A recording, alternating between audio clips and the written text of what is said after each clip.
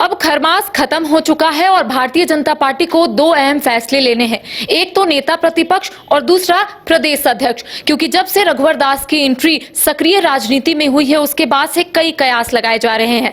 हालांकि आज हम चर्चा करेंगे कि आखिर नेता प्रतिपक्ष के रेस में कौन कौन है। इसके साथ ये भी चर्चा करेंगे कि प्रदेश अध्यक्ष के रेस में कौन सबसे आगे है। इस वक्त हमारे साथ हमारे वरिष्ठ सहयोगी मदन मौजूद है। मदन से बात करेंगे। मदन, अब खरवास खत्म हो गया, भारतीय जनता पार्टी को दो अहम फैसले भी लेने हैं। नेता प्रतिपक्ष के रेस में कौन आगे है, सबसे पहले हम यही चर्चा करेंगे। बिल्कुल, देखिए, दो महत्वपूर्ण फैसलों पर निगाहें जो है अब सबकी टिकी हुई है, क्योंकि खरमास का इंतजार सभी को था कि खरमास खत्म होने के बाद बीजेपी जो है अपने विधायक दल के नेता के तौर पर चुनेगा, जो कि नेता प्रतिपक्ष होगा। वहीं दूसरी तरफ प्रदेश अध्यक्ष के नाम पर भी मुहर लग सकती है, प्रदेश अध्यक्ष भी बदले जा सकते हैं। तो अब दो महत्वपूर्ण जो फैसले हैं वो बीजेपी को लेने हैं, लेकिन अब इस पर चर्चा शुरू हो गई है कि आखिर रेस में कौन कौन से नाम है। अगर आप नेता प्रतिपक्ष के तौर पर देखें तो अब दो नाम जो है फिलहाल काफी चर्चा में है।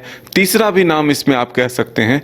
अगर जो जातिगत समीकरण को आप देखें तो प्रदेश अध्यक्ष और जो नेता प्रतिपक्ष है वो दो अलग अलग वर्ग से हो सकते हैं।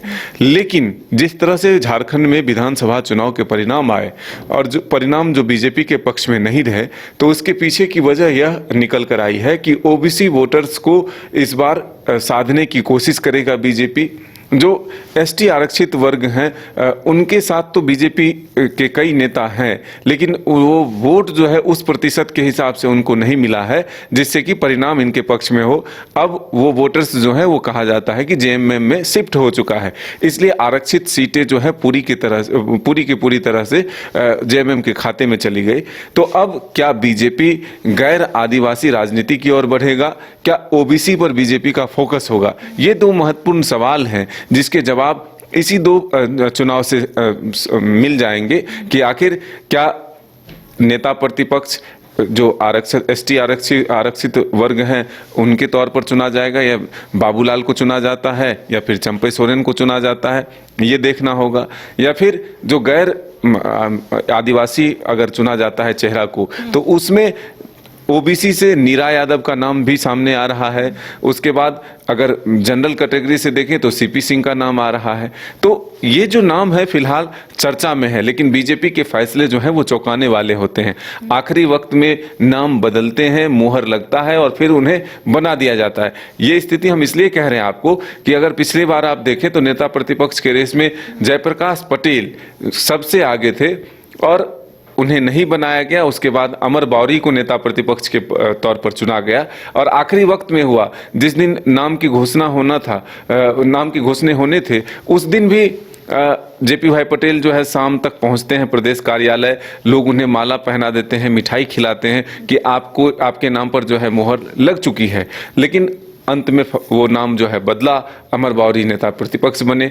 इसलिए चर्चा जरूर शुरू हो चुकी है, आखिरी फैसला पार्टी लेती है और जातिगत समीकरण को देखते हुए फैसला है। लेकिन अब वहीं अगर आप देखें एक तरह से प्रदेश अध्यक्ष के तौर पर, तो रघुवर दास के सक्रिय राजनीति में वापसी के बाद ये जरूर चर्चा में है कि प्रदेश का कमान जो है फिर से एक बार रघुवर दास को मिल सकता है। तो क्या प्रदेश अध्यक्ष के तौर पर रघुवर दास की नियुक्ति हो सकती है?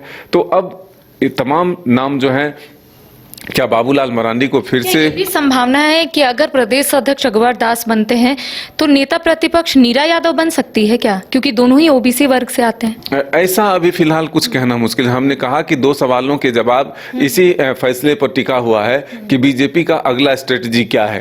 क्या वो आदिवासी समाज को लेकर चलते हैं या फिर विपरीत गैर आदिवासी राजनीति को ही वो आगे बढ़ाते हैं, इस पर निर्भर करता है। तो हम अभी संभावना ये देख रहे हैं कि बीजेपी क्या बाबूलाल को नेता प्रतिपक्ष के तौर पर चुनता है या फिर रघुवर दास को प्रदेश अध्यक्ष के तौर पर चुनता है। अगर ऐसा होता है तो दोनों वर्ग को साधने की कोशिश होगी। लेकिन अब अगर गैर आदिवासी राजनीति की तो और बढ़ता है बीजेपी, तो फिर दोनों ही नाम पर मुहर लग सकती है। नीरा यादव को नेता प्रतिपक्ष भी बनाया जा सकता है और रघुवर दास को एक तरह से प्रदेश अध्यक्ष भी बनाया जा सकता है। लेकिन हम ये बार बार कहते हैं कि बीजेपी का फैसला जो है वो चौंकाने वाला भी होता है।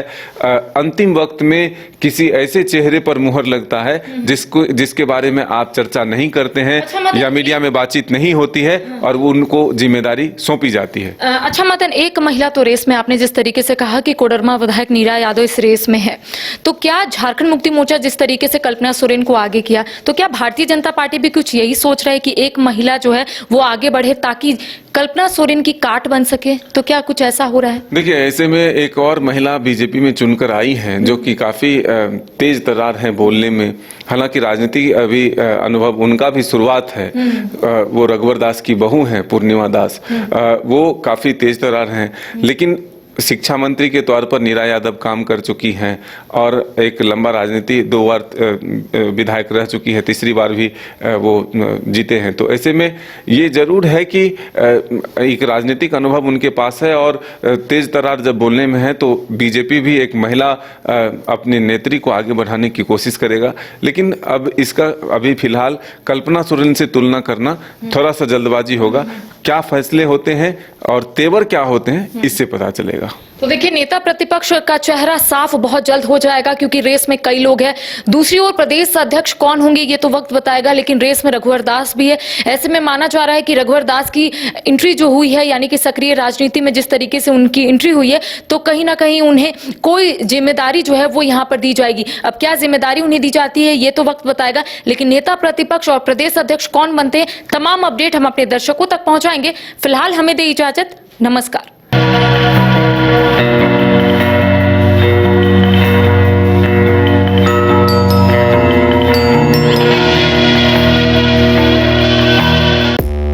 पांच राज्य, 61 शहर, 150 प्रोजेक्ट और एक वास्तु विहार। नई सोच, नया घर। बनाए रखिए अपना प्यार, सेवा में है वास्तु विहार।